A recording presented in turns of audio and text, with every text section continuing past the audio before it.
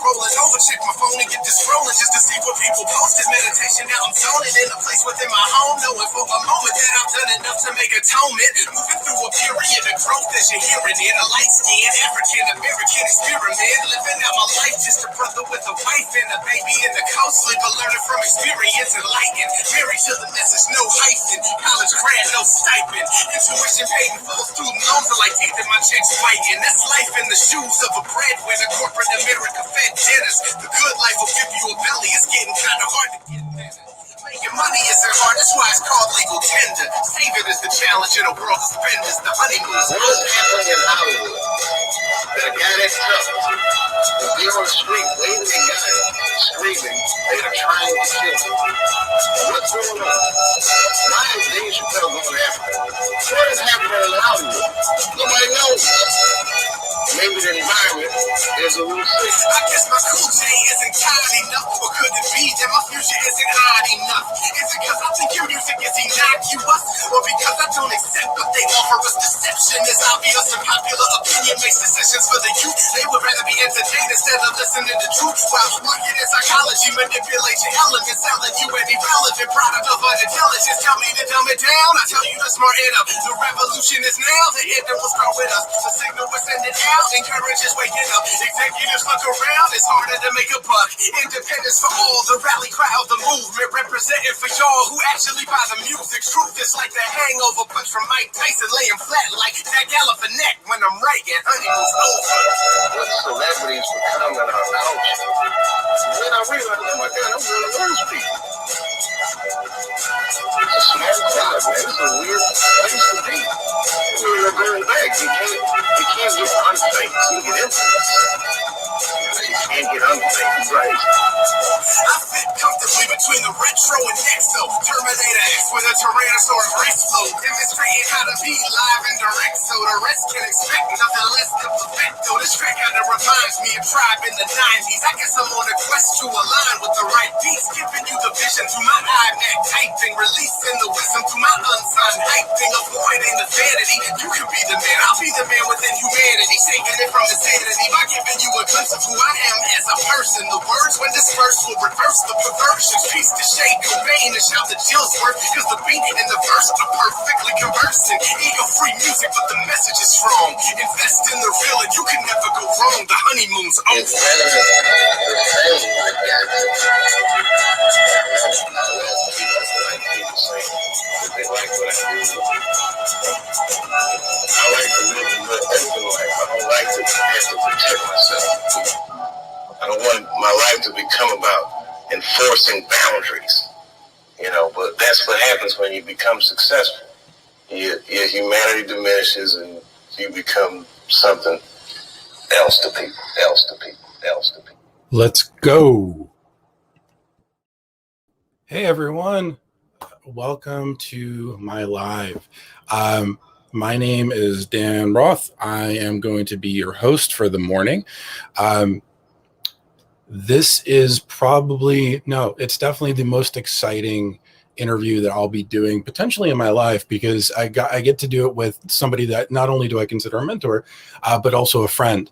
And this is somebody that's had a tremendous influence on how I view the world, quite literally. So to give everybody a little bit of backstory before I bring him on, John and I met in a clubhouse room. I was doing a very bad job of being an advocate and holding a room.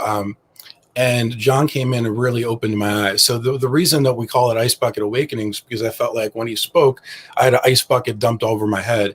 And when my eyes cleared from the water, I started seeing things in a new light. And it's been John's truths, John's wisdom, John's guidance in combination with people like Future Kane, Liz Liba, Tony McClelland, and others that have allowed me to get to where I am. So you're not here to see me. Nobody is. So I'm not even going to pretend that's the case.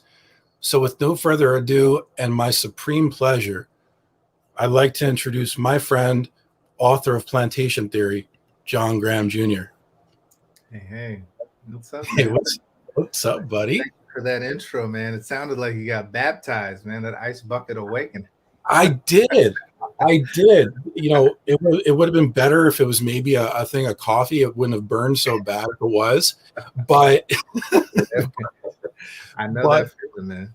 yeah, I mean, it's really all good. And what's been great is that John didn't just stop there. So after John and I initially met, we kept on having conversations. And the reality is, it could have been very easy to say, well, you're not doing this the right way, because I wasn't. I acted first and then and then listened second. But John took me under his wing. We had a conversation and we realized, okay, we have a lot more in common. And it's this commonality, it's this groundedness, this granular ideology that is the real core for how we need to look at the world and come to a universal understanding. So, you know, John, not that I think you need to be introduced, but I want you to introduce yourself. But before that, I want to mention something that a lot of people are not going to know. The music that you just heard in the intro video and on Clubhouse was created, produced by the one, the only John Graham Jr. So at the end of this, in addition to buying books, which I hope you will do, please go and check out his record. It's on the clearance section of your local Blockbuster. Oh, that's wild. Yeah, man. Yeah, definitely. That was the former life. It's so interesting the way that things work out. I've always been a writer. I'm looking at a book of poems I did in third grade, and I remember, like, you know, just always being drawn to writing and narrative. And so when I was doing music, I thought that was the medium I'm supposed to be, you know, getting the messages out to the world on. And so, you know, I did like 5 albums in 2.5 years as an indie artist. And it's where I got my start in social and figuring out digital strategy and building on those skills to connect authentically to audiences around messages that I thought were important. And oh, by the way, I don't think I used a single curse word on like 4 of those albums. So I was trying to make music that was, you know, impactful, that was dope, but also, you know, you could listen in the car with your grandmom and not have to like turn down certain parts, right? Like, so yeah, that was a fun time. It opened up a lot of doors. And in fact, the work that I did as an artist led me to starting my own consulting firm, doing social and digital strategy and brand development, which then led me into the world of employer brand at a global scale. So it's just funny how the path is always non-linear, right? But yeah, all of the dots connect in hindsight. So yeah, so those were some of my jams. It was interesting to me because I'm not one that always listens to the message within the music, but to give everybody a little bit of background, I've been working on that intro for quite some time, and I originally had the Black national anthem, and John very kindly said, "Dan, that's a little bit heavy. That's no good." So then I said to John, "Well, what about Rough Riders?" And I was joking, of course, like, please don't hurt me. But then I kept on sending John these different like funny takes, like I put it to Crossroads by Bone Thugs and Harmony, which honestly was one of my favorite songs growing up. And then finally, like I went through like hundreds of songs. Finally, I settled. I'm like, okay, I'll do Herbie Hancock.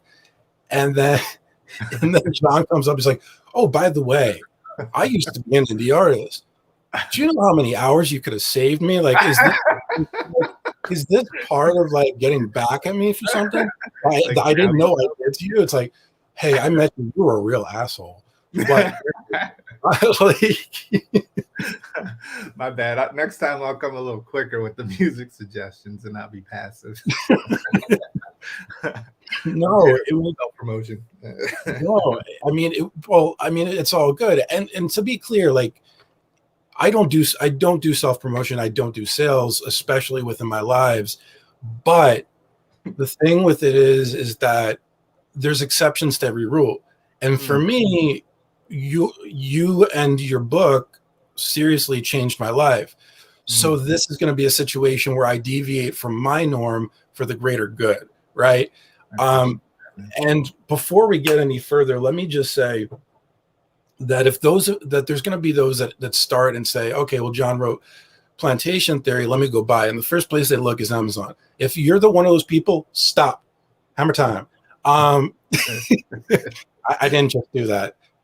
Go to his website, plantationtheory.com. It's in the ticker, and buy from there. One thing people don't realize is that when you self-publish, you're putting the money up front. So when you go through a site like Amazon, they take a bulk percentage. So if you're looking to support self-published authors, make sure you go to their website. Yeah, and I'm trying to send my family to space, not Bezos. Like, yeah, I know, right? Thank you. You're welcome. My hope is that we have a combination of people that know you and that don't know you, right? So for those of you that may be unfamiliar, John, why don't you give an overview of who you are and then really kind of a lead into how you came about writing this book? Yeah, sure. So John Graham, bridge builder between aspiration and opportunity. I'm a consummate connector of people, thoughts, ideas, history, and modern day reality. By day, I am a DEI and global employer brand consultant with Shaker Recruitment Marketing, where we're trying to push forward the industries of employer brand and DEI simultaneously by merging them and pushing, companies and our clients past performative. A family man, happily married, working on 12 years with my lovely wife, who's actually on Clubhouse with us right now. That's awesome. And featured in the book. Father of two amazing, brilliant children, John III, who's 10, Marion, who is 8, going on 28. I'm an author now, a published author, best-selling book, Plantation Theory: The Black Professional Struggle Between Freedom and Security. And the impetus to write the book was born out of my 18 plus years in corporate spaces, but also my parents' journey and watching them go through corporate, and my mom being an entrepreneur who left corporate to sort of forge her own path, to see my colleagues who experienced, their daily lived experiences that I found such a universality in.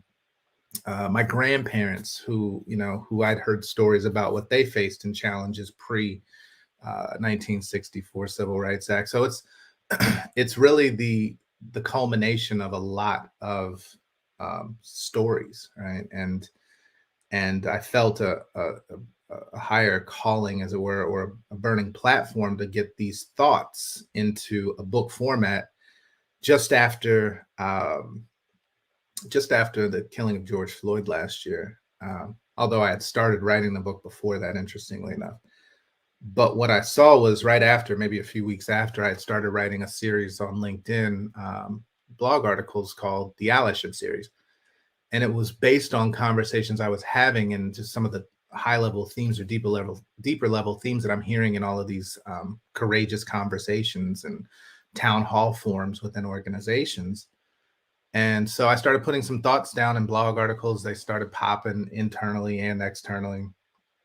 And so I said, let me pull back and just, I wanted to get a complete thought out rather than piecemealing it week by week or, things like that. So I doubled down on the book. I set a goal in January of 2020 saying that I would publish a book by the end of the year. And I turned in the manuscript in November. And, we were ready to rock and roll on the launch strategy by January of 21 with a release date of Juneteenth. And that's what we did. So from mind to manifestation, man, it's come together. That's intense. And I want to say hi to your mom, who's in the audience on Clubhouse. Hey, Mom. Your mom. So I love your mom. Like, I'm just going to come on and say it. I love your mom. And I don't know if she knows this, but I asked you 3 times if you could come on the live with us. Yeah, I told her. Because of how much I appreciate her. And by the way, I think this is my first time meeting secondhand meeting your wife. So it's a pleasure, Miss Graham. It's truly an honor. So I want to say something to the audience. None of what John and I are talking about today is going to be scripted. That's not how we do things. That's neither of our ideologies. That being said, there's definitely topics we need to get to, and this is not going to be easy for a lot of people. Like the lead in that you just saw is about the easiest part of the conversation that we're going to have. And I also want to preface it by saying I made a gross mistake when I first started talking about DEI, in that I basically subjected people to trauma porn by creating a group and saying, okay, we need to talk about this. I'm a white person, this is my responsibility. And I went about it the wrong way.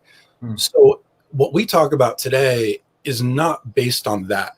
What we're talking about today is meant to bring awareness, is to open people's eyes to really the truth of what's out there, and to show some people that life is oftentimes more than what we see on TV, just to put a bad analogy out there. So let's get into it. I mean, there's so many places to start. I remember being on the stage in Clubhouse with you when you did your book reading. And I remember coming up, and I think I was the only white person there. Not shocking, but I was. And I remember telling you how the first thing that caught me in your book was when your wife came home and your daughter had asked her about code switching. So let's start at the very granular level. Can you explain to everybody what code switching is? Yeah. So, and let me also preface, I'll do my best not to spoiler, throw any spoilers in there for those who haven't read the book yet, but hopefully I'll do it justice enough to have you wanting to buy it. So that was my fault. I'm so used to screwing up in other ways. I just realized I asked you. No, it's all good. I'm conscious of it. But yeah. So code switching is the act of switching between languages or code. Right? Code is construct for language, and that could be vernacular. That could be style and appearance. It could be reduction or suppression of ethnicity. But it's things that you do to adapt to the audience or the environment that you're in, as a means of survival, protection, defense, or aspiration. So that is code switching. So you have very cordially, during conversations with me, mentioned that based on your appearance, you have to potentially code switch less than somebody that may be of darker skin. Can you kind of expand on that a little bit? Yeah. Well, not with this beard now. Well, it's an awesome beard. I can't grow without patches. So Louis roots. I got something for that. Yeah, it's on this program. We'll talk about that later. So yes, there's the notion of colorism and light skin privilege, and these things are deeply seated in history and the outcomes of enslavers raping, taking liberties with the bodies of Black women that were enslaved. And so the outcome of that becomes lighter skin, which then becomes more favorable, right? Less threatening, more closely positioned or approximated to whiteness, which reduces some level of otherness that gives you access that maybe somebody who's of a darker hue might not get off face value. And these are deep topics, right?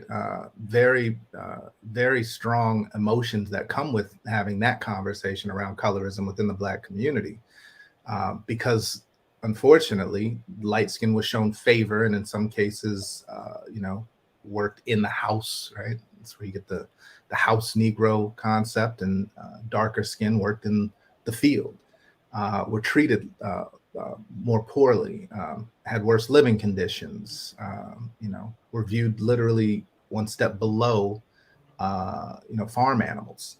Right? Even the farm animals had it better. So, those things are centuries worth of feelings and emotions tied into that whole conversation around colorism, and then what benefits are afforded as a result of your complexion. You know, you said a couple of really interesting and things within that. And, first, let me be clear. I can't possibly understand how you feel. So if there's times where I don't necessarily directly respond, it's because I have no way to without coming across as fake. And I'm just not going to do that. No. But one of the things that I picked up on, and this is going to bring us down a deeper historical route, but also a more painful one, is that you sent me a link to a video by Dr. Joy DeGruy.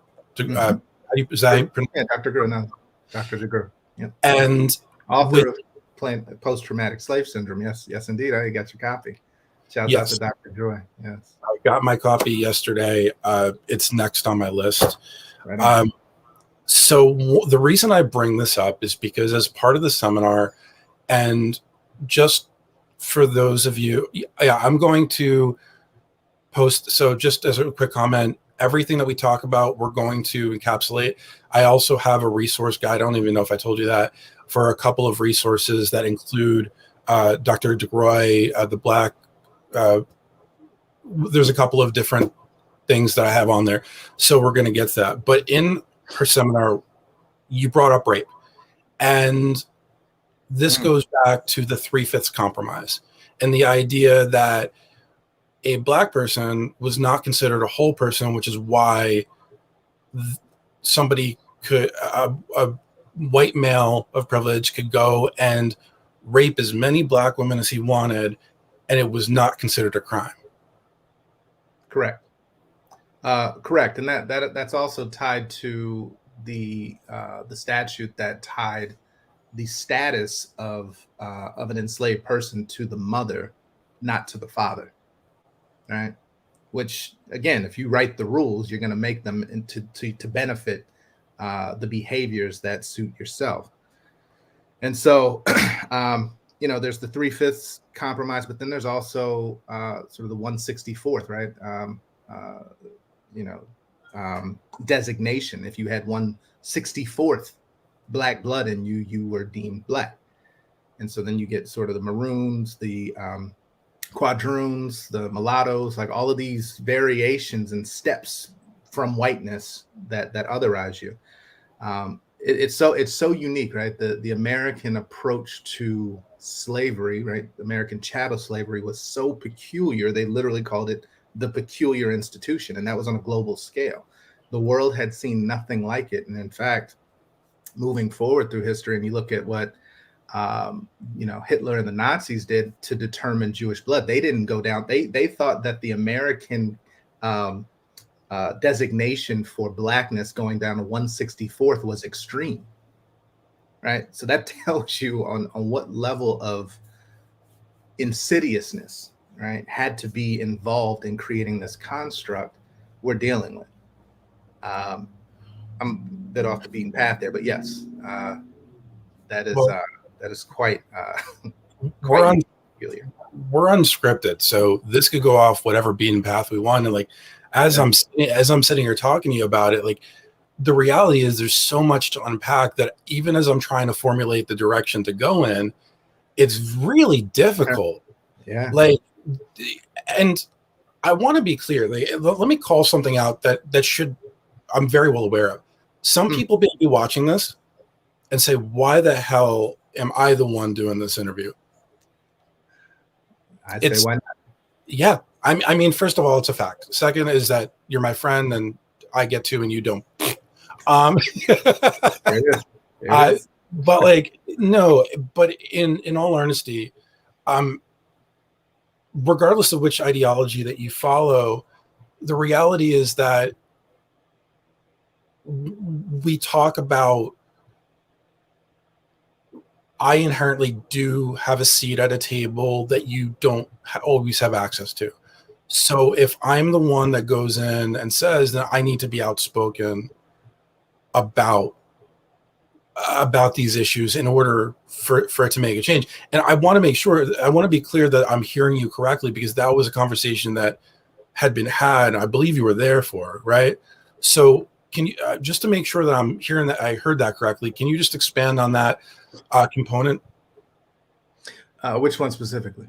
The component, but no, about uh, the allyship and understanding that I have a seat at a table. Yeah, that's what I mean. Oh, right. Well, so let me first start by saying, I don't use the term ally, right? Yeah, I know. I feel, and my reasons for that are honestly, ally is such a low bar to achieve, right? And I don't want to poo-poo anybody's hard work they've done in the last year to educate themselves. But let's be honest, even with that education, there's no risk, right? You are now informed, but that knowledge has to be put into application, in which case you then receive or experience tension as a result of your position. So unless you are, so I always use the term abolitionist or matriculating abolitionist, which, causes a stir. Like when people hear abolitionist, they feel a way, and that's for good reason. When you think about abolition in the 1800s, and what they were putting at risk, right? Livelihood, life, and they didn't have to, but it was based on the belief that this practice, this institution was so egregious that they would do whatever it took and move however they had to move to do their part to abolish it. So I think, as we think about seats at the table, right? I recently tweeted, what good is a seat at the table when decisions are made on private jets, golf courses, and beach houses, right? And I think it's, again, access is one thing. Yes, you have access as, a white presenting male, cisgendered, able-bodied white male. I have access based on a couple of things, right? Whether it's credentials, education, credibility, performance, light skin, ability to code switch and use a higher level of vernacular, whatever. But when we talk about, what is allyship doing and when they have that access, what are they doing on behalf of those who are marginalized or don't have, proximity to power or access to those rooms? That becomes the bigger question. We've gotten to a point now where, okay, people are self-identifying as allies. Cool. What are you doing? What are you willing to do with your access, with your privilege, with your entitlements, with your proximity? And I think you're doing great work in putting your voice out there to amplify Black voices, marginalized voices, give platforms, give space, promote, all of those things. So I think that's a great step forward. See, and there's two things I want to say. First is that, I use the term ally because sometimes you don't know which words to use. Like Sharon Boyd called me an accomplice. Other people like the term ally. Like, I mean, and it's not really me to determine. It's not mine to determine which word should be used. Like, this is a word that is placed on me. It's not a word I should place because I think that it doesn't, nothing's going to do it justice. And then we talk about how the last 100 years or the last year that you talk about, so often you hear, well, where were you for the previous 449? There's that. And then you bring up how far are you willing to go, which is something I hear from Future Kane probably every 6 hours in my head. Like, she's told me it so many times. It's like when you listen to that song on the radio and get stuck and it just keeps on repeating. But here's the thing, and I keep on bringing this up because it's accurate, and I don't want to create a false depiction that I've done things entirely right. There's a lot of people that are white that will claim to be allies, but then assume that just by speaking up is enough. That was a mistake that I made in this narrative, and it's why, especially the last couple of weeks, I have I've needed to lower my voice, open my ears, educate myself, and listen. That's right. Educate before activation. Yeah. educate before you activate. And I think you took a step back, right? A necessary step. You've had a lot of good conversations on the back end as well. You read Plantation Theory and had a lot of that the day. That was such an easy read. I mean, well, it was an easy read, like it flowed. Let me be clear. It's an easy read, but it's not an easy It's read. not. It's really not. That's right. That's right. But also, like, I think at the end of the day, I don't look at you as being some outspoken hero. I don't, and some people may take this the wrong way, so please allow me to finish before commenting. I'm not saying you, but in general, I look at you like you are a really good friend that I have tremendous respect for, that just happens to be an icon in the music industry, not so much the book industry. I'm just kidding. Well played, sir. Well played. Yeah, I got jokes every once in a while. But like, let's talk about future. Let's talk about that question that you asked about how far are you willing to go. I don't think people understand this. So let me give everybody an anecdote that John and I have talked about. And I even posted about this. The other day, I'm in a room with Tony McClelland, who's an amazing advocate. And we're talking about employee advocacy. And they're talking and it gets to be my turn. And I say, well, wait a second. Do you even know why people need to advocate? Do you know what the historical reasons are that it got to this point? Even if you take race out of it, it still has gender. Even if you take gender out of it, there's still a level of systematic suppression that was established in order for some, like the second that one person said, okay, I'm above you, that automatically starts that build up. And this doesn't go, this one, like we talk about 450 years, this goes back way before that. This goes back to the beginning of time. So let's be accurate in our assessment. You know, this goes, you look at dinosaurs back in the day and people are going to laugh at me, but when one dinosaur picks on another dinosaur, that's suppression right there. So as you see, it builds all the way up.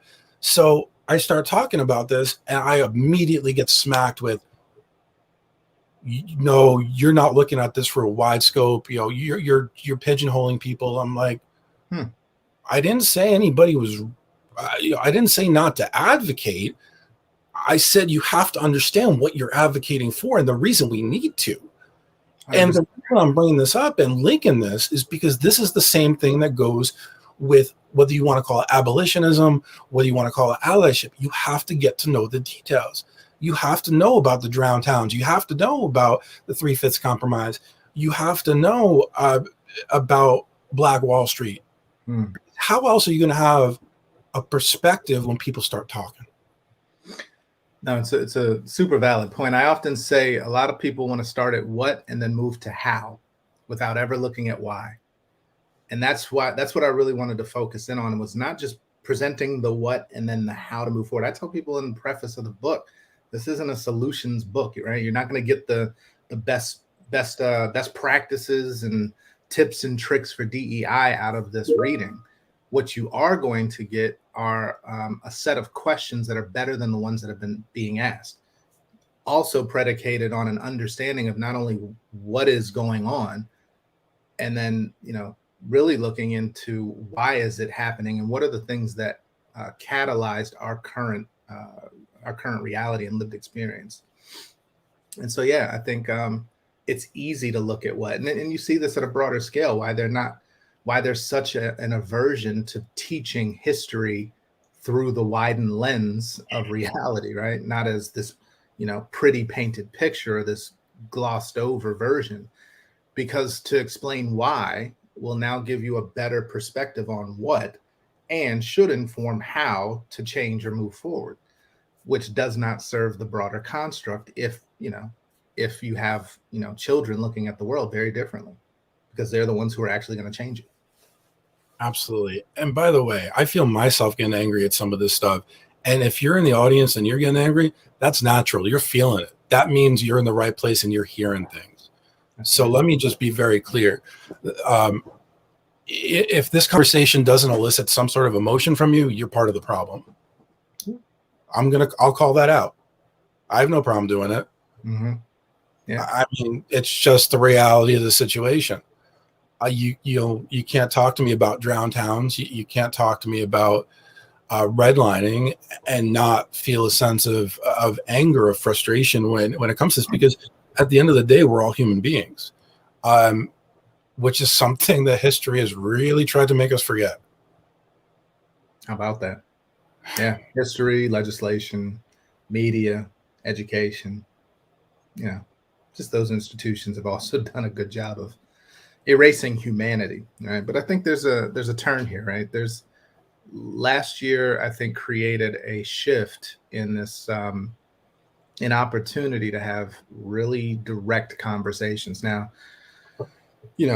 what the results of those are, I mean, we may not feel for generations, but um, but the fact that we are now able to have a dialogue in places that historically, you know, you dare not, right? Like to talk about race in a work context or in a work environment. What that was rare. It was relegated to ERGs or DEI leaders, but not at a broad scale, not talked about openly in town halls and forums, not special events commissioned to listen and hear people's lived experiences. This is unprecedented. I recount in the book hearing sitting in one of these meetings with a VP and his entire organization, and a Black woman who was raised in South Florida. She was probably about 62 years old. Said she had never seen anything like this in her professional career, right? And was taken aback, right?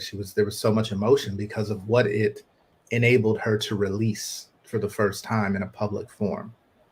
Now, in those moments, that was a wave and a trend that was very necessary. As time is moving further away from those events that catalyze this, we're now starting to see what's going to stick. Are we going to return to business as usual? Are we sort of assembly lining the process of DEI and racial healing and reconciliation? That I hope not. But old habits die hard, and comfort is a natural thing to want to retreat to, rather than living in this discomfort, right? So it's there's a lot of conversation happening. Thank God for Clubhouse and this new wave of dynamic audio conversation that's connected people like yourself and myself, and people from all over the world to have really honest conversations. Now, for all of that freedom and access also comes trolls, right? and consequence. But this is, I think, a shift, right? And the things that we're seeing at the forefront will become commonplace tools for my children, for your children. And they'll use and utilize these tools in a better way, I think, with the proper guidance. So this conversation is going all different directions. I love it. It's very ADHD, and since I have ADHD, it makes sense. But something that you said I want to touch on again, and that's this: that we hope this continues. We hope. Yeah. So here's the thing.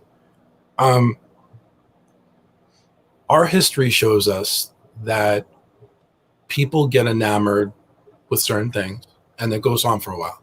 I lived it with 9/11. But then they quiet and they forget. So now that's me saying that as somebody that was witness to one of the greatest travesties in history. But also, this is not the first time these conversations have been had. These conversations have come up time and time again over the last 450 years. So it would seem very obvious to me, and this is where I want to get your opinion, that for all the hope, for all the difference that it may be making, I gotta think there's a lot of people in the Black community that are sitting in a very much, I don't think that's going to fully happen, or a wait and see approach. Skepticism, yeah. Yeah, well, look, I won't speak for all Black folks in the in the diaspora, because I would never be able to do that. But I think from my circles, from the people that I engage with regularly, and even my own belief, I'm an avid student of history. I don't necessarily have a strong historical reference to showcase a dominant culture giving up their dominance willingly without force. It's never happened. Nobody's been like, you know what, we've reached the pinnacle of domination and control. We're good. We got enough. You take some. It doesn't happen. So what we're working with is this this incrementalism, right? And so the word hope obviously leaves way for doubt. It leaves the door open for doubt and skepticism, because at every turn in the context of American history, whenever there was a window open or a door open for repair or acknowledgement or accountability, the door was quickly slammed shut or widened for everybody else to come through. And then the actual benefit that was supposed to be designated for those in most need, it was diluted, right? And that's everything from the first Civil Rights Acts of 1866, post emancipation, into the Reconstruction era, with the introduction of words like minority, which then expanded, right? All of these repairs and fundings to broader populations,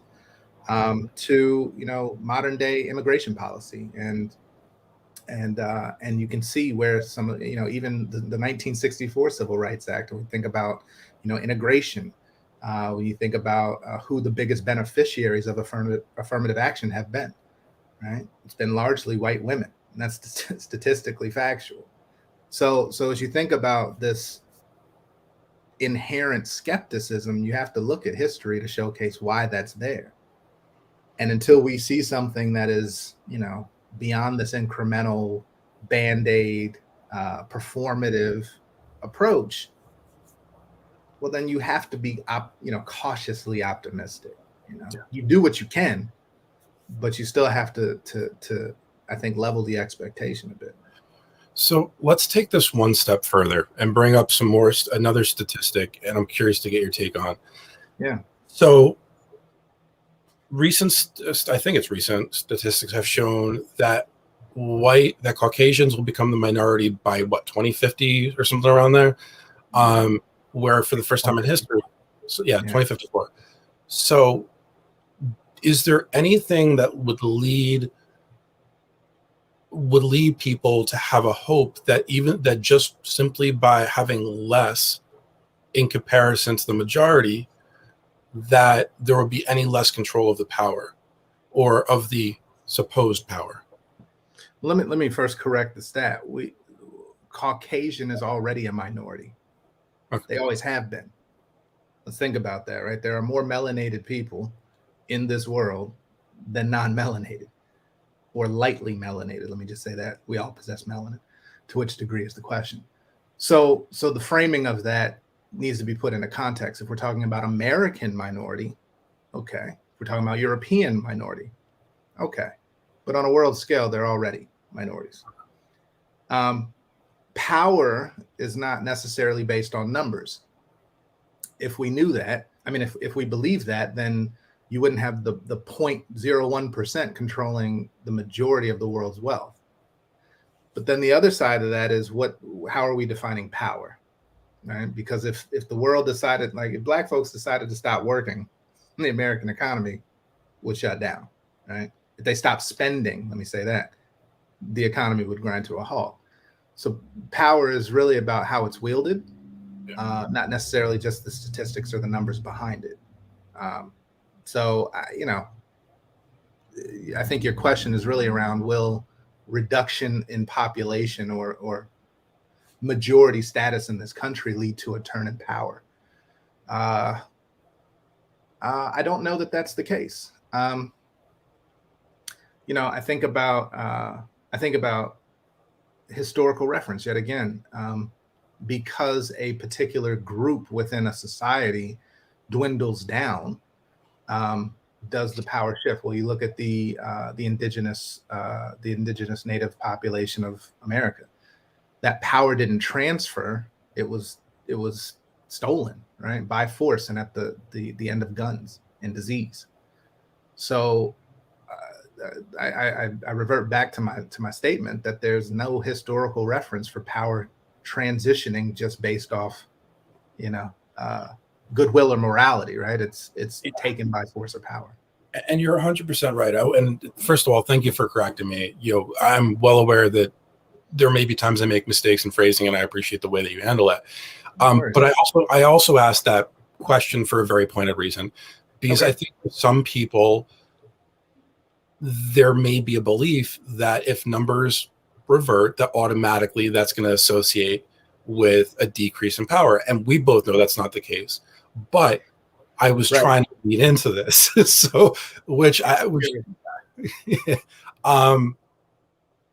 you're 100% right. And here's the reality for people. Even if whatever term you want to use is decreased, we still only have 5 Black individuals as CEOs of Fortune 500 companies, of which all 5 are Black males. We still have a significant. Even that number's changed. Okay. We're down to 3 Black CEOs, one of which is a Black male, 2 are Black women. Okay, so first of all, I don't like that the numbers decreased. I'm happy to see that 2 women are now at the head that are at the heads of the table. Sure. But here's a statistic that also shocked me that I put out in the lead-in. We talk about having money as being a status symbol, and I did the research and I saw that the first billionaire was a white male. What was it? John Rockefeller. John Rockefeller. John D. Yeah. It took nearly 200 years, in fact, 2001, for Robert Johnson, founder of BET Television, to sell his television station to Viacom for $3 billion, plus whatever options it was, to become the first Black billionaire. Let that resonate with the audience for a little bit. We are talking almost 200-year difference. Mm-hmm. That's massive. Yeah. Well, look, it's there's obvious reasons why that is, right? Access to capital, education, Jim Crow, Black codes, right? You name it. There's reasons why. But I also think about, there's the headline of when it took, how long it took for the first Black billionaire to become that. But I look at what was the implication of that Black billionaire becoming a Black billionaire. So at what cost? And this is where you get into deeper discussions and things I talk about in the book around Black communal obligation, right? And I'm not. This is in no way an indictment on Brother Johnson and what he did to improve his status and make a brilliant business move. But I very vividly remember when that switch happened and Viacom took over, we lost Black news, right? BET News with Ed Gordon, I very vividly remember watching. That disappeared and it became now a machine for music videos and promotion of imagery that would then become exported to the world around what Black American values were and assumptions or stereotypes that then would be ingrained. I talked to some of my very good friends who are immigrants, right? First generation immigrants from continental Africa, who very, very vividly remember their parents don't associate with American Blacks. Don't. And I'm like, well, where does this come from? Well, this is what we see in the media. And so you think about that, Bob Johnson became a billionaire. Awesome. At what cost? Integration afforded access to institutions and neighborhoods, but at what cost, right? These are some of the things that I talk about in terms of accepting the premise in plantation theory. This notion that when we are, able to gain access, that we can have a better life, right? Well, better is subjective. What we're really talking about is the ability to become more proximal to whiteness. Right? You talk to people who live in good neighborhoods, right? Their kids go to good schools. Well, what is that good a placeholder for? We know what that means. And then at what cost, right? Because you can live in a very nice neighborhood. We live in a beautiful neighborhood. It's quiet. We have space. But do we see people that look like us on a daily basis? Are my kids 2 out of 6 in a total of 500 in their school? This is the cost. Excuse me, 2 out of 4, not 6, pardon me, 2 out of 4. So proximity to whiteness was the goal. But then you ask yourself, well, why wasn't integration also an opportunity for whiteness to come to Black neighborhoods or brown neighborhoods or Asian neighborhoods? There's an assumption of assimilation built in. You should, if white is the dominant standard, then that is what everybody should strive to achieve. This is very much alive in corporate culture as well. When I ask, executive, personify your corporate culture. If it were a person, what would it look like?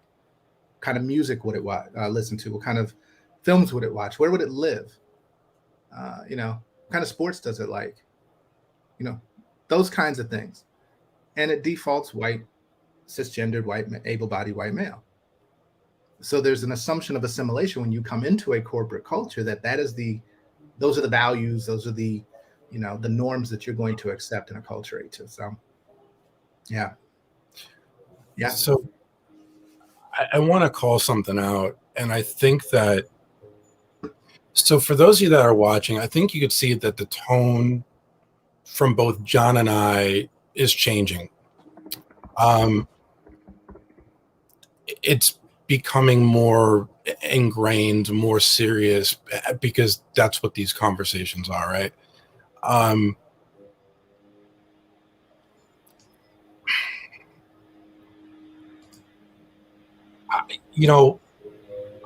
think to your point about assimilation, and I think, well, what if there was a white person that had plenty of money, who just happened to like an area in the Black community, and wanted a house there? I'll tell you something. You wouldn't find a realtor that would bring them. I mean, let's be real. Well, do you think? Yeah. No, go ahead. Like, do you think, like, if you had somebody that was out there, like, probably not gonna show those houses? Yeah, well, a realtor might show them in a different context, right? It's about investment. It's about being on the front end of a regentrification trend or gentrification trend, right? But the tell there is, if a white person moves into, or a white family moves into a Black neighborhood with the intent of getting in low, right? Because it's an investment, getting in low, and over time they expect the neighborhood to improve. So then what happens over time? Prices go up, rent goes up, taxes go up. It forces out the incumbent population within that neighborhood, that community. More non-Black folks move into that community. Prices continue to go up until next thing you know, it looks different. It's been renamed. Restaurants, bars, all of these things start to pop up. So the question you have to ask yourself is, if white families move into Black neighborhoods, they can increase the property value. If Black folks move into white neighborhoods, what happens to the property value? And this is, again, based on systems and structures that are built to, prefer dominant culture and deem what is of value, right? That's a whole nother conversation, but that industry is still very much, behind in terms of making up for the damage it's caused with preferential treatment and government programs and redlining and so forth. Well, let's take this a step further, because let's take this example and say, well, let's go to the why. Why would a white family only look at it as an opportunity for investment? Well, let's go to the movies, right? When a movie shows a good neighborhood versus a bad neighborhood, what are they going to show as the bad neighborhood? They're going to call it the hood. They're going to call it the inner city. The ghetto. The ghetto. That's right. Which traditionally, was immigrant populations. Right, which before immigrants, especially Eastern European immigrants, South American immigrants, got white status. So this is this is again knowing your history. It's a really good Google to look at. If you are non-black, if you're non, Anglo-Saxon, Protestant, white, if you come from Eastern Europe, Europe itself, so forth. It's a good Google to look at when did your insert ethnicity become white. It's a really interesting history lesson you'll find, and start to understand your proximity to dominant culture and when you became de-otherized, right, and acceptable, and for what purposes. A lot of people don't think about these things, right? You may be white presenting, but when did you, by legal statute or census statute, become of the dominant culture? Yeah, no, absolutely. Absolutely. So we have about 35 minutes left. We planned this for 90. We planned this for 90 minutes. We've currently been live for 56, but that's not including the 3 or 4 minutes of your music video. Okay, so I'm going to be honest here. I've not always been a listener of rap music. I happen to really love your stuff. Like, I did not expect that. Like, I thought it was going to be some amateur. And I'm listening. I'm like, this is really good. Yeah. I've had people literally tell me, that's not you. That can't be you. I'm like, well, I wore glasses at the time too, so the nerve factor. I'm kind of learning never to put anything past you.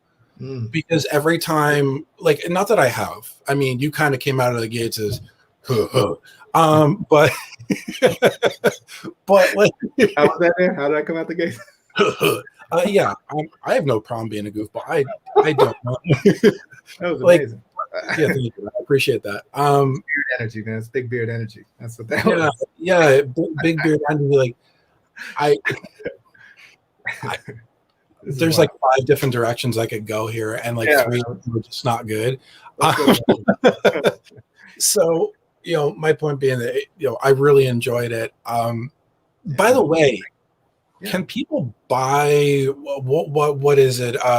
Your record, your album. Yeah, your album. Well, I was going back to like the old school, 45s. Yeah, that's exactly what I was doing. Yeah, the old school 45s, and we're the same age. Like, for those that, well, you're 3 or 4 years older than me, but Thanks. yeah, yeah. But like, where can people buy? What was it called? Like the CDs where they had the shake protection that never worked. You know what I'm talking about? What protection? The shake protection. Like, there were the CDs that came on. They're like, because you know how, like, when you'd be listening to a Walkman, all of a sudden, like, you would make a movement, it would pop off. We're getting way off topic. Never. We'll have this. Look at that. How do we get another time? So there's a couple things I want to cover. Yeah. As we kind of go to the last third, and for those of you that are commenting, please know that we will get to those. So let's get back into the book. So, is there an area that you think would really help the viewers recognize? Because I've been very cautious not to delve too far into your book because I don't want to give away too much. But is there an area that you think is specifically that you want to dig into? I'll open up to you. I'm biased, of course. I like them all. I'm really interested to hear what moved you. Like, you've told me, and look, there's been people who have hit me on LinkedIn. People that I never would have expected. Right? We're talking 60-plus-year-old cisgendered, able-bodied white men who are heads of higher ups in executive leadership, who've told me that it has been life-changing for them to read. and and the actions that they're going to take immediately. And I wasn't expecting that, or even more importantly, I think the Black women who have reached out to me and said it's as if you interviewed me for this book because it was my life experience verbatim, or the Asian women who have said, I see so many of your experiences in my life paralleled, but I never knew what to say or even had the courage to say anything. And and thanking me. So I'm still trying to put myself in the lens of the reader, and it's interesting to hear the feedback that I get, because I didn't write this with the intent of eliciting sort of this feedback or visibility and things like that. It was out of an urgent need to say what nobody else felt they could say.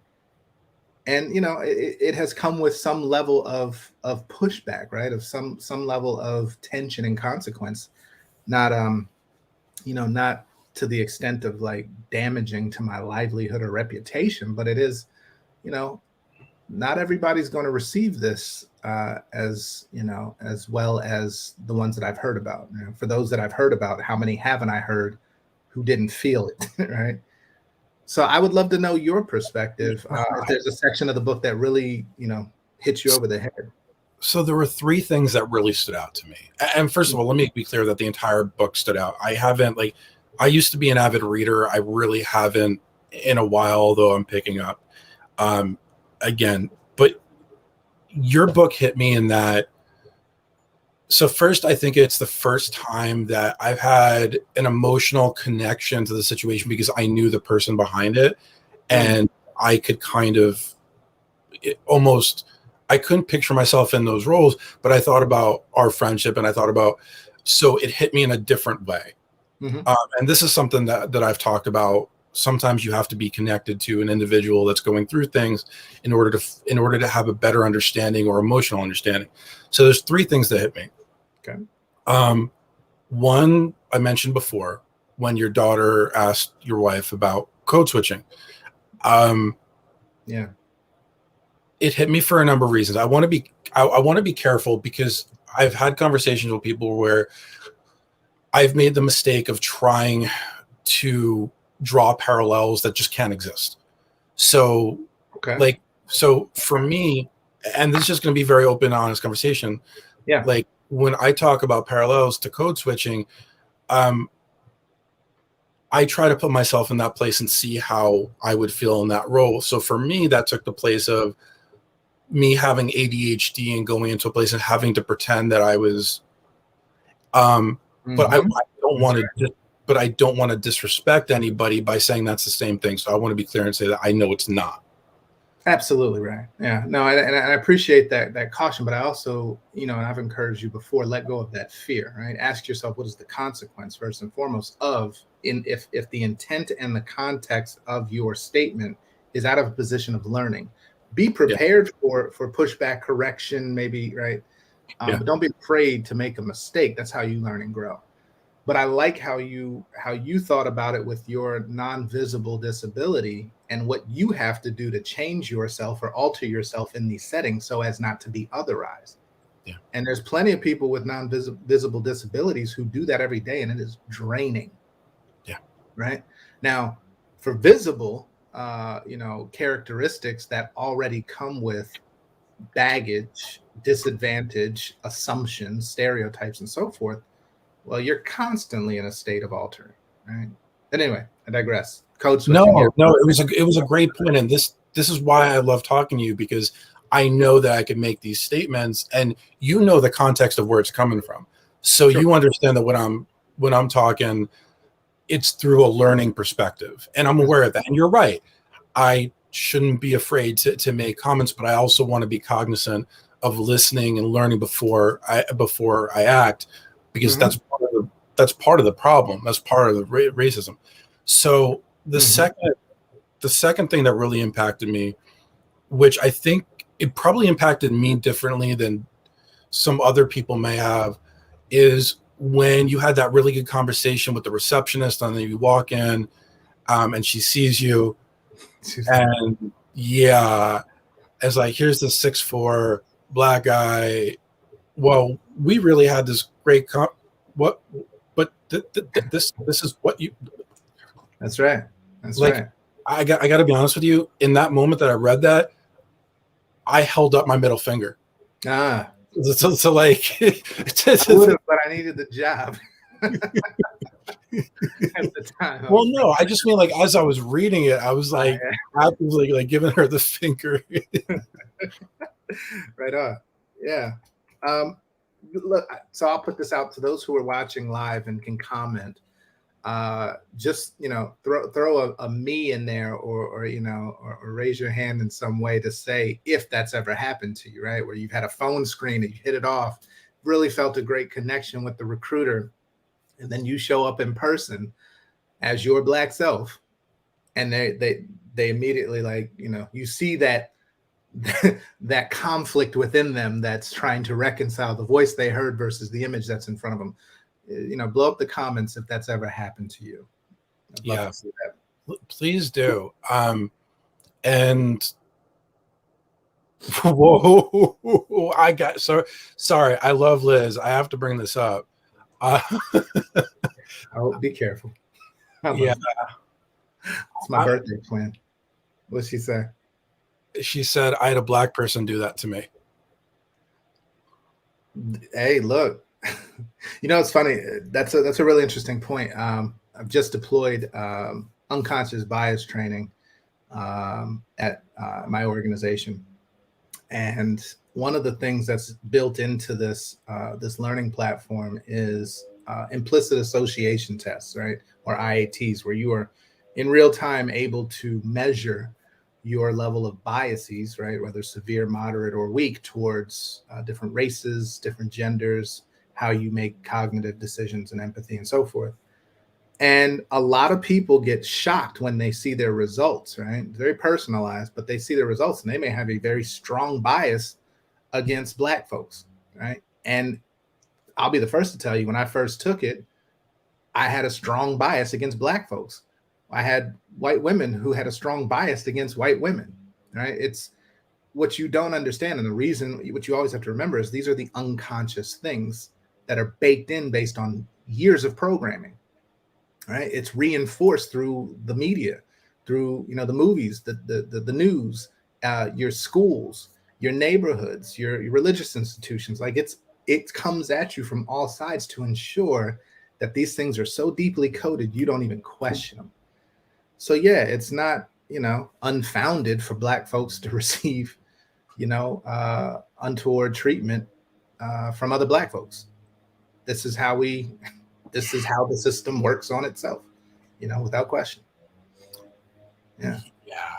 There was a third thing you had too, by the way. I don't want to. Yeah, I know. I'm getting to that. I'm getting to that. Yeah.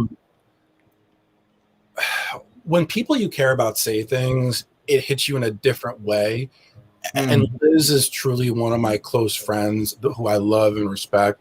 So when she says something like that, it's kind of like when my daughters decide that they don't know what it's like to be a boy, so they just kind of, go rampant without watching what they're doing. So, okay, so here's the third thing. Yeah. And this is something that I felt like I knew where you were going with this. Okay.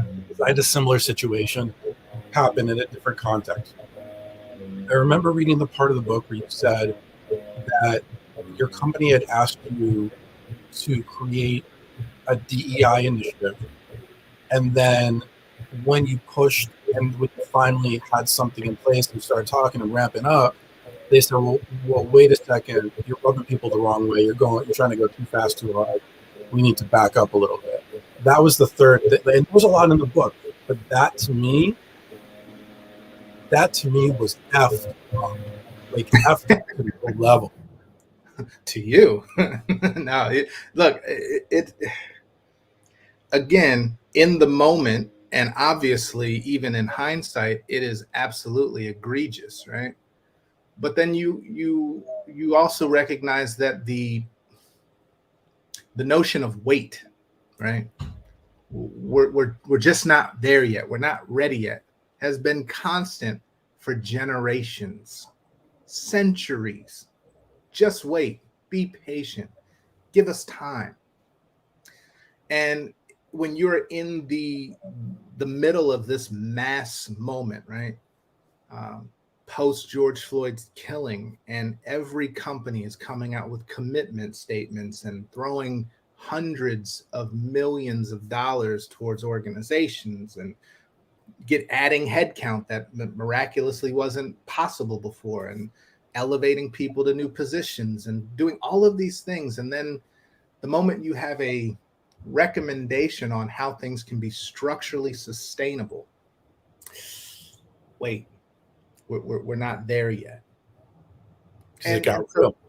It's a gut punch, right? It's a gut punch because you have a personal connection to the outcome, right? If I didn't have the thoughts of my children entering the workforce, if they so choose, not having to deal with these things, if I didn't have to think about the daily slights, the dismissiveness, the dehumanization that happens so effortlessly, right, on a daily basis, I could be a bit more detached.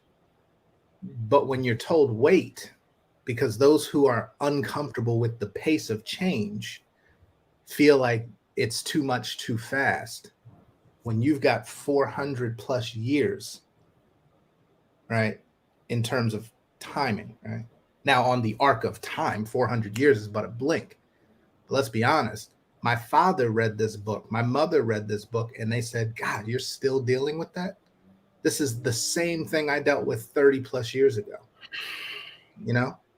And to hear that, the generational carryover, I often tell people, it's interesting. My parents, born pre-1964, came into the workforce after the legislation of Civil Rights Acts.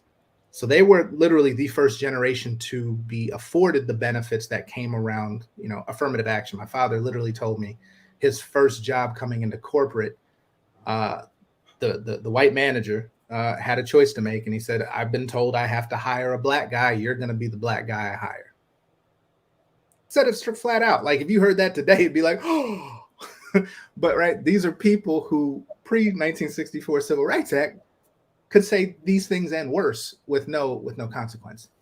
I say all that to say they're the first generation that were afforded the benefits of the legislation. My generation, first ones born with the entering the workforce with the expectation of fairness, whether it's a real expectation or not. This is the default.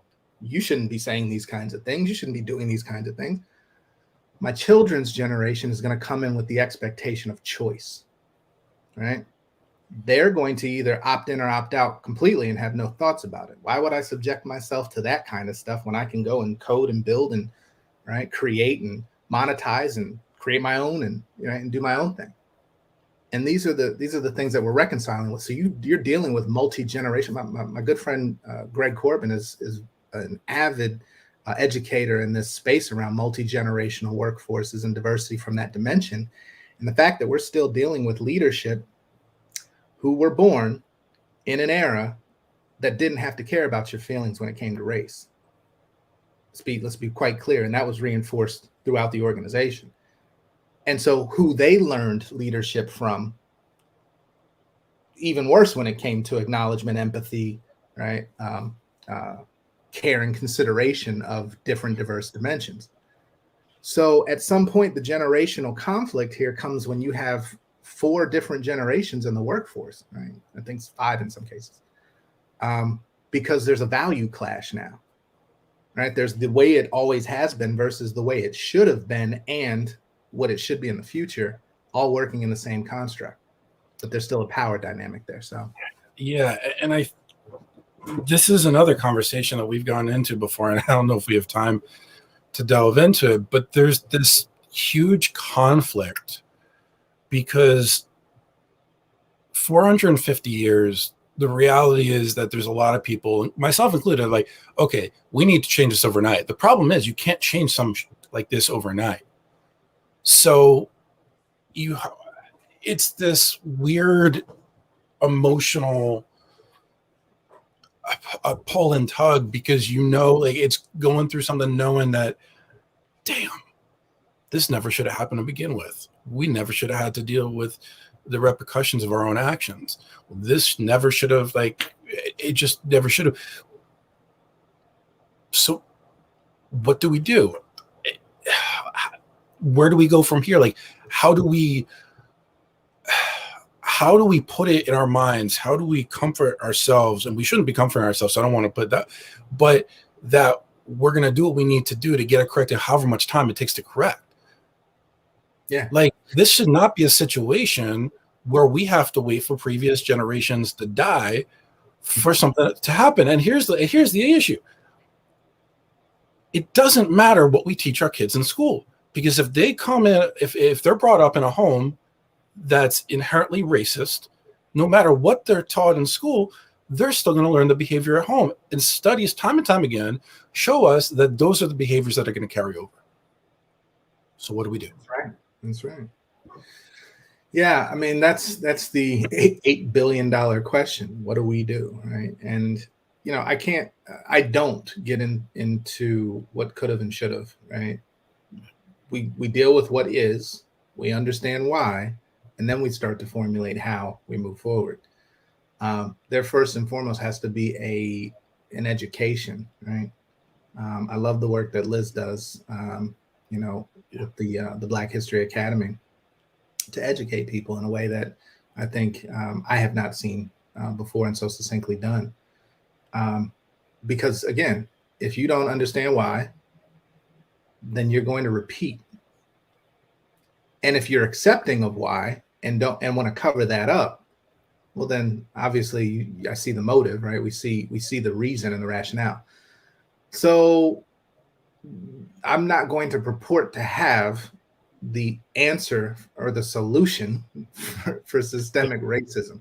That was a rhetorical question. You knew that. No, of course I get it. But what I also say is I saw companies shift and pivot their entire business model within a span of 6 weeks when the pandemic hit, right? Did things that, they had been talking about in corporate spaces for years around remote work and, a fully virtual environment. But it was incremental because there was no push to break up status quo. And when you're forced to do it, imagine how fast change happens. So what it showed was there's a capability, but what it also shows is that there's an unwillingness for change, right? I don't care how much you say you want to change. I've seen what you do under pressure of having to do it. So that reinforces this message of, behaviors don't change without incentive or consequence. Carrot and stick, it's psychological, right? This is proven.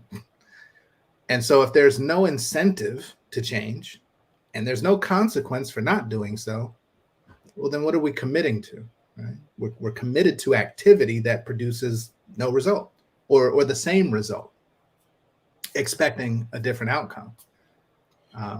Very definition of insanity. So I suggest it's probably not a popular, but it's a very common suggestion, is that we have to really be honest about what consequences we're putting in places with our structural support for change.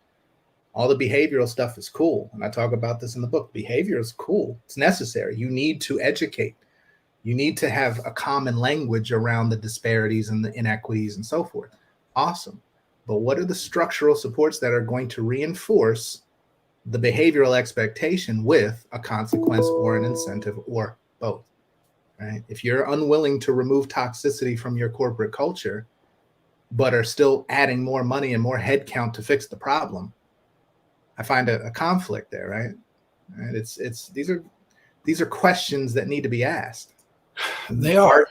Are you okay with your attrition rates increasing? Are you okay with losing Black talent left and right because the environments are no longer tenable, right? They haven't been for a long time. The abusive relationship model has, kept people stuck between freedom and security. It is what it is. But if you're expecting, because you're throwing more money behind the efforts of sourcing and attracting and hiring Black talent to stop the leaky bucket, then that's, again, akin to adding bodies to a burning building and expect the fire to go out. No, you're 100% right. Because I love Liz, let me make a quick correction. It's the Black History and Culture Academy. You know what I meant, Liz. She know what? Yeah, but like I sent her a recommendation, and I made that mistake when it was like having an open book test that I failed. So I want to make sure, and again, this is part of the resource guide. You know, there's so many things that John and I could go through in our last 10 minutes. I want to make sure that we talk. So first of all, let me be clear. We could be going on for 3, 4, or 5 hours more and not even scratch the surface. Like, we didn't talk about drowned towns. We didn't talk about all Black Wall Street. We didn't talk about a lot of these things. So we will absolutely get to them. I want to go to the comments. Before I do, I want to just quickly note, John, you have a room coming up tomorrow, right? I do, yes. The dirty little secrets of D&I, or the dirty secrets of DEI. Digging into, so Plantation Theory, the balance between freedom and security, is a club on Clubhouse that I've had probably since October of last year. But it is the space where it's a community of brilliance, and I have to fight to keep our conversations under 4 hours. But we dig into the topics that most people are afraid to talk about, right? That is the space where Black professionals can come and really dig in, right? Whether it's, you know, executives at Fortune 500s, DEI leaders, you know, business professionals, entrepreneurs, whatever have you, and really dig into the topics, not necessarily for the benefit of hearing ourselves talk and the unloading of the emotion. That's, you know, the unload is necessary, but it's also a solutions. You know, we really get into challenging solutions, going beyond our PhDs in trauma. You know, so I invite anybody who's on Clubhouse, which now I believe it's open to the world. It is. Can certainly you know, find me on there and you know, hit the greenhouse to join the club. But yeah, that's Absolutely. tomorrow, 5 p.m. Pacific. Yeah. Sorry, I didn't mean to interrupt. So yeah, 5 p.m. Pacific tomorrow. Tomorrow, I know I'll be there. If you want to catch John, the Women's Empowerment Series can be back August 14th. It's a Saturday. John's going to be joining me for the first time. I'm actually going to be moderating, and we have an amazing group there that I will get into very shortly. But for right now, I want to make sure we deal with the comments. So I'm going to pull up a comment by Elizabeth Silic, who I happen to know, amazing woman. John, have you witnessed people trying to pivot conversations about racism to broader issues of bias as a deflection? How do you handle it? So that's a really good question. I just finished Robin DiAngelo's second book, Nice Racism, which digs into that topic in depth. And I think I highly recommend the read. For whatever people's feelings are around Robin DiAngelo, I was very much a proponent of her back in 2019 of white fragility and making that mandatory reading for executives. When you pivot, what's happening is I have a formula. I'm going to answer this for you, Elizabeth. It's based on a formula. Insecurity plus fragility equals rage. And what you see people doing with the pivot is they're acknowledging the insecurity with what you've just talked about, right? Then they move to fragility, which is the deflection, right? The centering or the me tooing in that context, so as to bring themselves into a position of comfort again. If those things don't work, well, then rage ensues, and it could either be physical, it could be psychological, it could be these things of lash out or white lash, backlash, whatever the case may be. So when I see people doing that, I call that out immediately. You know, what you're doing is, you know, I hear what you're saying, but remember the context of the conversation wasn't centered on your experience. And honestly, we don't want to get into comparison to historical trauma, not invalidating yours, but that's not the topic we're talking about right now. And so, you know, you have to call these things out. There's this baked in politeness, which we talk about and have had plenty of deeper dive discussions around the hidden language of corporate America, which ultimately extends to a broader cultural difference here. But there's politeness, right? This sense of not wanting to offend the sensibilities or offend the person and being nice and polite, but that produces insidious consequences when people aren't called out or made aware of, their actions in the moment, because it could create more harm. So.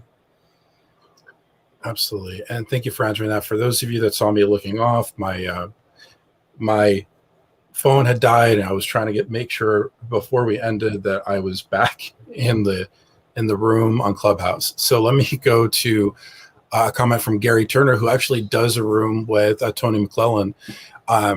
It's at 3 a.m. my time, which I try to be there for. That is very powerful frame and reflection. Thank you, John Graham Jr. Would never have thought about challenging understanding organizational cultural bias the way you just described. The persona visual is powerful and knocked me. Yeah, I appreciate that, Gary. It's again, our work is disrupting the automaticity in our everyday lives. Right? DEI is really about teaching empathy. Largely to people who have not had to empathize and couldn't, right? Unless you have experienced something, it's very hard for you to empathize. You can sympathize, but to empathize, you have had experiences similar for very similar reasons. So I say all that to say, yes, personifying your culture is a very good way to start asking better questions. If I look around the table, right, it's easy to look at your leadership org chart, and you can obviously call out, the homogeneity, right? But if you get to real culture questioning, what does that homogeneity produce, and what are the expectations that are set forth unspoken? So I appreciate that comment. I'm bringing this up just because I think it's funny. Liz says, "Gotta love that big beard energy." Shout out to Umi's Roots Natural Nourish Hair Oil for helping my beard connect, helping men's beards connect all over the world. Yes. Oh boy.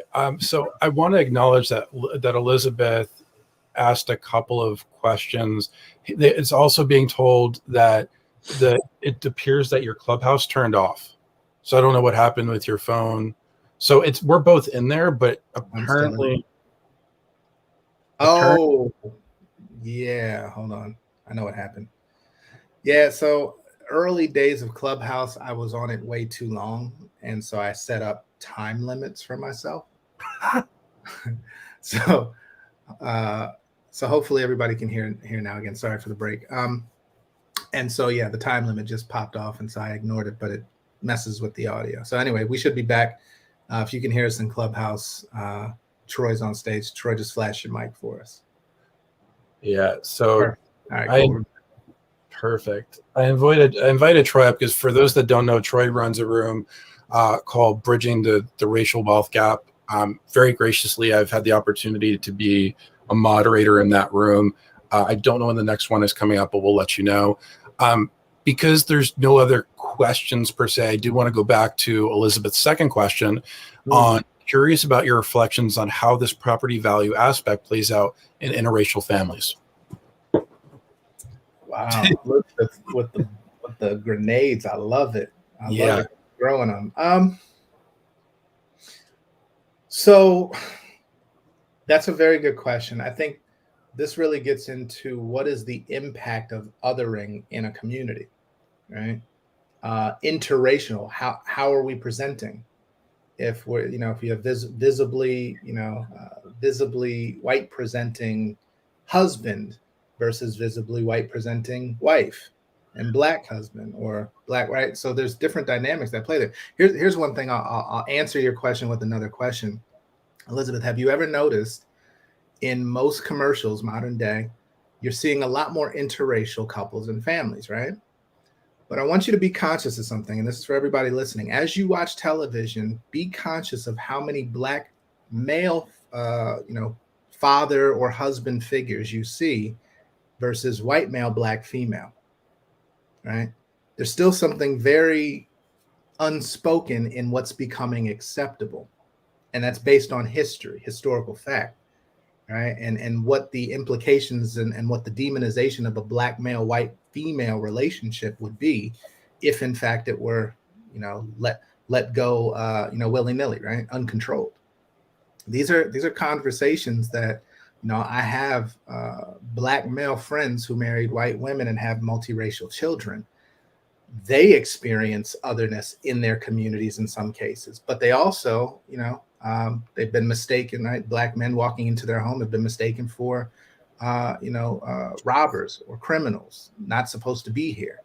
And their white wives have had to come in and advocate and, go crazy on these people. Like, what are you doing? I know, one of my friends, my very good friends, told me that he had bought something from Home Depot and went to return it, and they were giving him a hassle because he didn't have the receipt. So his wife was with him, white woman. She says, "Here, give me the receipt." She goes, or give me the item. She goes in there, goes to the counter. They return it without question. Never asked her for the receipt. She went off, right? But these are the things you think about. So your question, Elizabeth, is really based on the dynamics of a couple of things: the community in which they live, how they react to otherness, and how their families, right, how they themselves assimilate, integrate, de-otherize, soften, right, to accommodate the norms of that community as well. It's a lot that plays out there. I don't know if the question was more so around, the property values being, just a reflection of multiracial families. Do they go down? I don't have those statistics. But I can tell you from a cultural and relational dynamic there, those are things at play. Absolutely. So John, what was the question? I didn't hear the question.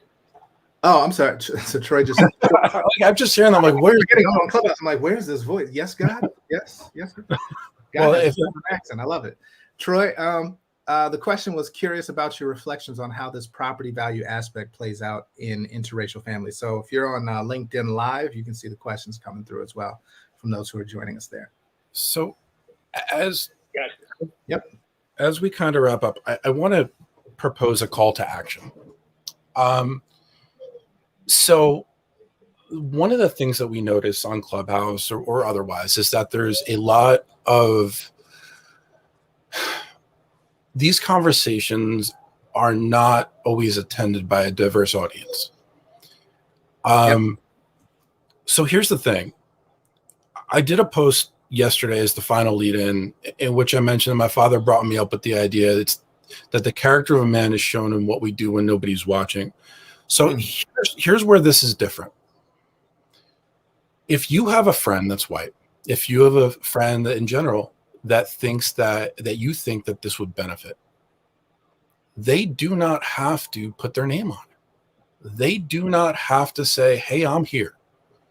There is no indicator that they are going to be watching this. Sure. So if you have a friend that you think is going to benefit from this live and is more comfortable in anonymity, that's cool. All we care about is that these people are willing to listen, learn, and internalize, and then ask themselves, how far am I willing to go to make things right? I love it. So as we wrap up here, and I want to thank John for his time, because John's time is insanely valuable. And quite frankly, like, I'm going to be going over this interview in my head about 15 times. What didn't we get to? What did we get to? Like, did we encapsulate enough? Like, I would have loved to talk about Drowntown and some of the, like, I think part of me wanted to get into the nitty gritty and I wanted to force people out of their comfort zone, but that's not the way it worked. And everything works the way it's meant to, right? So I think some folks were forced out of their comfort zone today, or at least learned something that they didn't hear before, right? Yeah. So here's the deal, everyone. If you want more information, here's my suggestion. First, go to John's room tomorrow. Second, if you want to see John and I do this maybe once a month, whatever the case may be, I could talk to John every day. Like, I don't care. I enjoy talking to John, but it's on his schedule. But then come to the Women's Empowerment Series. It's going to be focused entirely on issues within the Black community. And we got some heavy hitters this month. I'm telling you. Here's the other thing. And I need to get this green screen off because I want to show everybody. Here's Plantation Theory. Go on plantationtheory.com, buy a copy. Ask John to sign if you want to. Do not leave it around your kids who are biting everything. Then they really dug in. They really did. Post-Traumatic Slave Syndrome by Dr. Joy DeGroot. Now, game changer. Dr. Joy wrote the foreword to John's book, Plantation Theory. She has seminars that are out there. They're absolutely amazing. But let me tell you, if you think John's book is not for the faint of heart, if you watch that seminar, you will wind up in tears. I do not want you to go and say, hey, you told me to watch this and I wound up a wreck. I'm telling you right now, you will be a wreck. This is not fear tactics. This is reality. It's history. It is. She has a second book out, which now I have to go buy. Thank you for telling me. I have a resource guide I'm going to put in the comments when I repost this. So there's going to be a number of things that you could absolutely do. But the number one thing that you could do, if you really want to take part in hearing this and internalizing this, listen, research, read, have a voice. Yeah. Go to Black cookouts. Yeah. Expose yourself. Go to places that you otherwise would not feel comfortable. Meet people. Have conversations. Find yourself in different places of proximity to that which is uncomfortable and unfamiliar. We still live in one of the most segregated countries in the world, right? And that's a fact. You look at the schools you go to, you look at where your homes are, who's in your neighborhood, do you know your neighbors, those kinds of things. Put yourself in places where you are exposed to things that aren't your everyday norm. That's how you interrupt, first and foremost, the biases and the assumptions. You have conversations and experiences. So I appreciate you, Dan. This has been a good conversation. I think this is we touched on a lot of things. We did. A lot of a lot of the information in the book is meant to give you context, to give you story, and to give voice, like I said, to people, to Black professionals' experiences. But I also suggest to those who are in prominent positions, who are in decision-making positions with power, read this with the lens of ego suppression. Right? Reduce the fragility responses. If it calls up an insecurity, examine it for what it is, and really take into account these questions that that I'm posing that can help you drive and steer change for your organizations and even in your own household, your own community at large as well. Thank you. With that, 3 quick things I want to say. One is thank you. The second is your mom would yell at me if I didn't say get to work on your second book. Working on it. You're gonna have to have mom on for her own thing. I know, right? She's a star. She is an open invitation. Her and I it's funny because like when I'm in your rooms, like she'll send me, like I'll send her messages back and forth, and she's like, "You got to get John shot about writing the second book." Working on it. So yeah. This is me upholding my word to Mama Graham. Who now wants to come up to the stage? I love it. And here's the last thing I'm going to say. If you weren't here for the very beginning, the way that I'm going to play us out, is with John's music. So I'm going to go right back to the start and say thank you everybody that tuned in.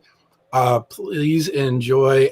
John, why don't you intro this song? This is the Chappelle. Yes, this is The Honeymoon's Over, Dave Chappelle Theory. Interesting. I think I have a thing with theories.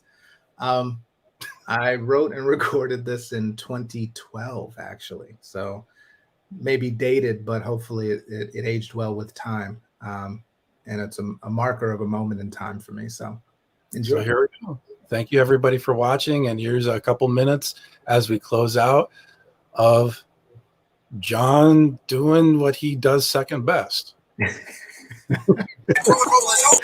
Rolling over, check my phone and get this scrolling just to see what people posted. Meditation, now I'm zoning in a place within my home, knowing for a moment that I've done enough to make atonement. Moving through a period of growth as you're hearing it. A light skin, African American experiment. Living out my life, just a brother with a wife and a baby in the coast. But learning from experience, enlightened. Married to the message, no hyphen. College grad, no stipend. Intuition paid in full, student loans are like taking my checks fighting. That's life in the shoes of a breadwinner. Corporate America fed dinners. The good life will give you a belly. It's getting kind of hard to get better. Making money isn't hard. That's why it's called legal tender. Saving is the challenge in a world of spenders. The honeymoon's One family in Hollywood. That a guy that's tough will be on the street